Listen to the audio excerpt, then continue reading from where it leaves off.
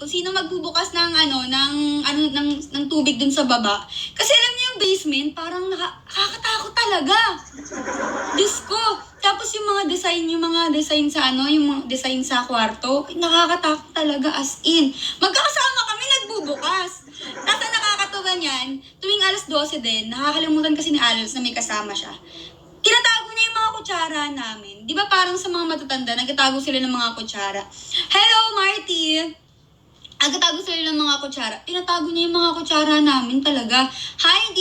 Period. Hello. Tinatago niya. Tapos, eto nakakatakot. Pag binuksan mo yung kwarto ni Alos, napakadaming black cat. Talaga! Mga black na pusa. Pero tumatambay ako doon. Kinakalikot ko yung mga gamit niya, yung mga pabango niya dati. Pabango siya dati. Ganyan. So, hala, nakakatuwa naman. Super, close na close kami ni Alos. Tapos, eto nakakatawa sa inyo guys. Mga alas 12 o pa 1 a.m. Ganyan.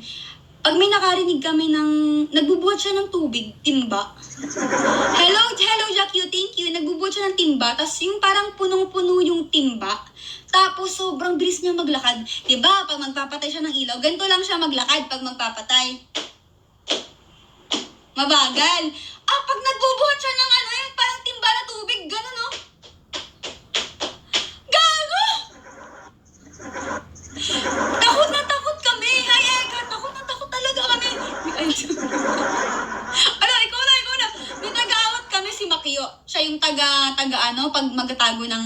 magtatago ng kutsara at tinidor si Alols. Alols, may kasama ka manirahan dito. Ako to, si Makio. Tapos ito si ganyan. Tapos minsan, di ba may Alzheimer siya? Pag uuwi kami, hindi niya kami kilala. Parang sino kayo? Ba't kayo nasa bahay ko? Okay. Alols, ako ito, nakatira ako dito, ako si ganyan. Tapos yakapin ko siya. Yun, kilala niya na. Sabi niya, ay, ganun nga, tuwang-tuwa siya, ganyan.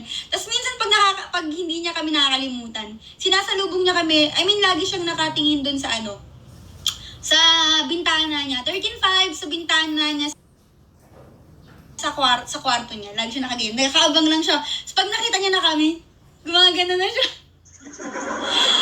Work? Ito ang work ko, full time.